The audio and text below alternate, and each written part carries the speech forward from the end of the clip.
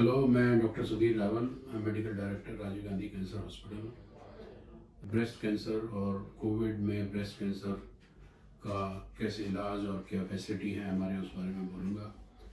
हमारे यहाँ breast cancer इलाज के लिए सभी फैसिलिटी हैं, like mammography and MRI mammography, ultrasound, then all the molecular test, surgery, radiation, chemo, target therapy. ये सभी फैसिलिटी जो ब्रेस्ट कैंसर के इलाज में यूज़ होती हैं वो यहाँ उपलब्ध हैं। उसके लिए हम लोग कोविड के टाइम में भी ये सारी चीज़ें वैसे ही अवेलेबल हैं जैसे वो कोविड के पहले थी, क्योंकि कैंसर की ग्रोथ कभी रुकती नहीं है। कैंसर तो चलता रहेगा, कोविड आएगा और कोविड चला जाएगा, लेकिन उसकी वजह से आप अपना ट्रीटमेंट डिले नहीं करें, क्योंकि अगर डिले करेंगे तो वो स्टेज 1 का स्टेज 2, 3 और 4 हो सकता है, जो कभी भी वापस स्टेज 1 में नहीं आ सकता। Breast cancer is a disease that is quite prevalent in the Indian ladies now, and it is number one cancer in the urban areas, whereas in rural areas, the carcinoma cervix is still number one, and breast is number two. Breast cancer, if diagnosed early, is a curable malignancy, and we should try to get maximum ladies who can be caught in early stage where cure is possible. ये अक्टूबर का महीना breast cancer month माना जाता है और India में breast cancer ladies में सबसे कॉमन कैंसर है और दिल्ली में खास तौर से हर 8 में से किसी एक महिला को ब्रेस्ट कैंसर होता है। और आजकल खास तौर से इस समय जब ये कोविड का पैंडेमिक चल रहा है, इस समय ब्रेस्ट कैंसर में जो हम लोग मरीज देख रहे हैं, ज़्यादातर पेशेंट जो आ रहे हैं वो एडवांस डिजीज में आ रहे हैं और हर कोई इसको कोविड से कोरिलेट करके बता रहा है कि 6 महीने से लंप था और उस वजह से हम नहीं आ पाए। तो ये बताना चाहते हैं आप लोगों को सबको कि जब भी कोई ब्रेस्ट में लंप हो या कोई गांठ हो तो उसको फौरन उपचार कराएं, उसको डॉक्टर को दिखाएं, सही डॉक्टर को दिखाएं और सही समय पे दिखाएं। बात करें ब्रेस्ट कैंसर की तो सबसे पहला सवाल हमारे जहन में ये आता है कि कोई अगर स्वेलिंग है ब्रेस्ट में तो ब्रेस्ट कैंसर हो सकती है, पर अक्सर ऐसा नहीं होता है। मोस्ट ऑफ द टाइम ये जो स्थिति होती है ब्रेस्ट कैंसर की, ये बेनाइन लीजन्स होने की संभावना ज़्यादा होती है। बस खाली इसमें दिक्कत ये है कि ये बेनाइन लीजन्स अगर ब्रेस्ट के अंदर पाए जाते हैं तो कुछ लीजन्स ऐसे होते हैं जो कि ब्रेस्ट कैंसर होने का खतरा बढ़ा देते हैं। जहाँ तक रहा एक्चुअल में ब्रेस्ट कैंसर क्या होता है, तो ब्रेस्ट के अंदर बहुत सारी कोशिकाएं होती हैं जिसको कि हम लोग डक्ट्स बोलते हैं, और ग्लैंड्स होती हैं जो कि मिल्क सिक्रीट करने में हेल्प करती हैं। इन ग्लैंड्स के अंदर जब किसी प्रकार के बदलाव आते हैं, जिनके सेल्स जो हैं इनकी जो ग्रोथ है वो अनकंट्रोल हो जाती है, बॉडी उनके ऊपर कंट्रोल नहीं कर पाती, तो उससे या फिर उन ग्लैंड्स के अंदर इसी प्रकार के अगर बदलाव आए जिनसे कि इनकी जो सेल्स की ग्रोथ है वो कंट्रोल ना हो पाए, तो वो एक कैंसर की स्थिति उत्पन्न करते हैं। इस बीमारी में जीत की हमारी चांसेस बहुत है, इवन स्टेज 4 में, लेकिन स्टेज 1 और 2 में पकड़ा जाए तो 85% से ज्यादा हम जीत सकते हैं इस बीमारी को। इसीलिए हम ये बोलना चाहते हैं सबको इन जनरल कि दैट मैमोग्राफी कराना चाहिए हमें, और जल्दी से जल्दी इस बीमारी को पकड़ने की कोशिश करनी चाहिए। जैसे ये स्टेज 0 पे भी पकड़ा जा सकता है, जिसके वजह से हमें आगे कीमोथेरेपी वगैरह जिससे हम जनरली डरते हैं, ये हमें डरने की जरूरत नहीं पड़ती है, क्योंकि करवाने की जरूरत नहीं पड़ती है। इसके ऊपर नए नए अच्छे हमारे पास ट्रीटमेंट्स भी अवेलेबल हो गए हैं। सर्जरी में ब्रेस्ट को बचाया जा सकता है। यंग पेशेंट्स जो आते हैं उनके लिए बहुत सारी नई मेडिसिन भी आ गए हैं, जिससे कि उनकी लंबी उम्र के लिए हम वर्क कर सकते हैं। लेकिन सब कुछ तभी हो सकता है जब पेशेंट जल्दी हमारे पास आए। एक बात यह भी बहुत ज़रूरी है कि वेस्टर्न नेशंस के कंपैरिजन में या पश्चिमी देशों के कंपैरिजन में इंडिया में ब्रेस्ट कैंसर के जो केसेस हैं वो बहुत ही अर्ली एजेस के अंदर देखने को मिलते हैं। जैसे कि वेस्टर्न नेशंस के अंदर औसतन एज ब्रेस्ट कैंसर की लगभग 60 से 62 साल के आसपास है, जबकि इंडियन पेशेंट्स के अंदर हमें औसतन एज 50 साल के आसपास देखने को मिलती है। यानी कि जो भी ब्रेस्ट कैंसर के पेशेंट्स हैं वो ज़्यादा यंग हैं इंडियन पॉपुलेशन के अंदर। और हमें जैसे कि पता है कि इंडियन सोसाइटी में फीमेल्स की हेल्थ जो होती है, जो महिलाओं की हेल्थ होती है, वो हमेशा एक बैक सीट पे रहती है, जिसकी वजह से महिलाएं अपने हेल्थ के ऊपर बहुत ध्यान नहीं दे पाती हैं। इसके चलते भी महिलाओं में ब्रेस्ट कैंसर एडवांस स्टेज में इंडियन पॉपुलेशन में देखने को मिलता है। और क्योंकि अब कोविड और आ गया है, इसकी वजह से और ज़्यादा एडवांस्ड ब्रेस्ट कैंसर हमारी पॉपुलेशन में देखने को मिल रहे हैं। Strong family history.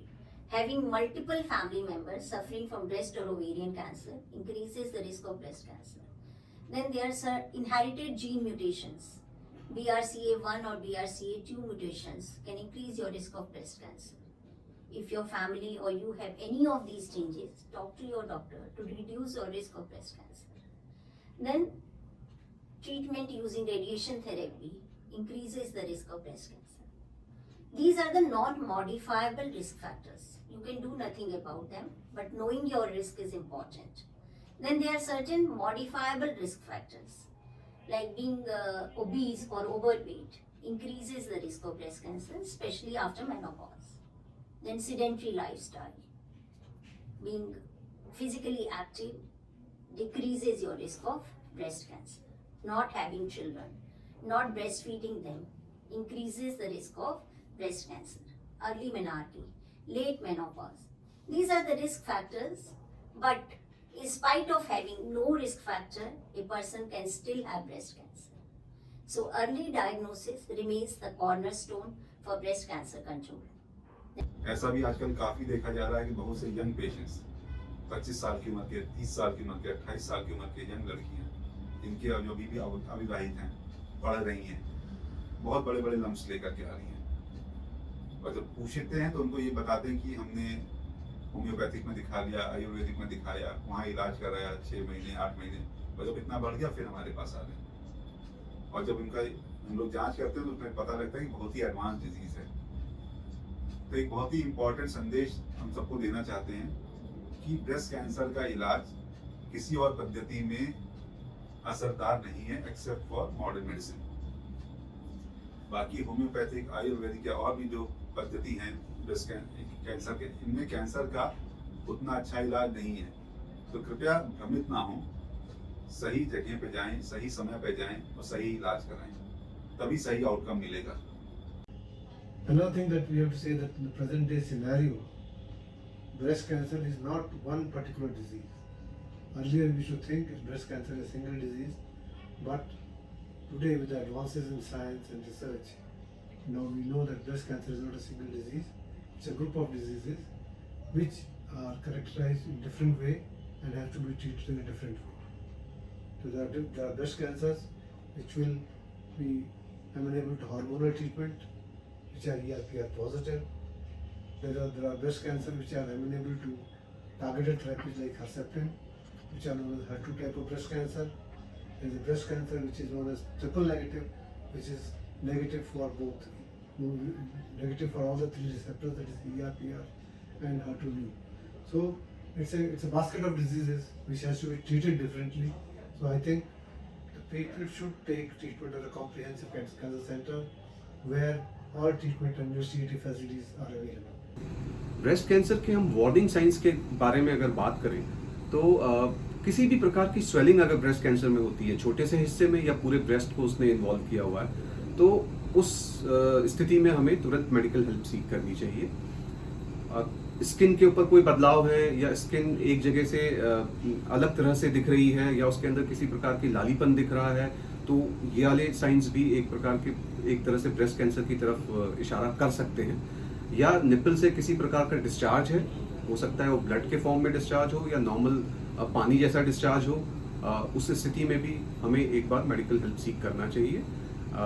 किसी प्रकार का नॉर्मली जो ये बदलाव होते हैं ब्रेस्ट के अंदर, ये नॉर्मली पेनलेस होते हैं, पर ऐसा ज़रूरी नहीं है कि पेन के साथ होने वाले ब्रेस्ट के लम्प जो है वो ब्रेस्ट कैंसर नहीं हो सकते हैं। तो सबसे इम्पॉर्टेंट है कि किसी भी प्रकार का बदलाव जो स्थायी रूप से बना हुआ है, कि कोई ऐसी चीज़ है कि कोई चेंजेस आए और आज आए कल ठीक हो गए, तो उसमें हमें चिंता नहीं करनी होती है अमूमन। बट अगर कोई बदलाव, कोई भी किसी भी प्रकार का बदलाव स्तन में ऐसा है जो लगातार बना हुआ है, दवाओं से सेटल नहीं हो रहा है, तो हमें तुरंत मेडिकल हेल्प सीख करनी चाहिए। If you feel any change, consult your doctor immediately.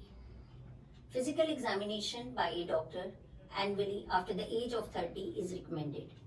Mammography is recommended after the age of 40, annually or once in 2 years, depending upon how your doctor recommends.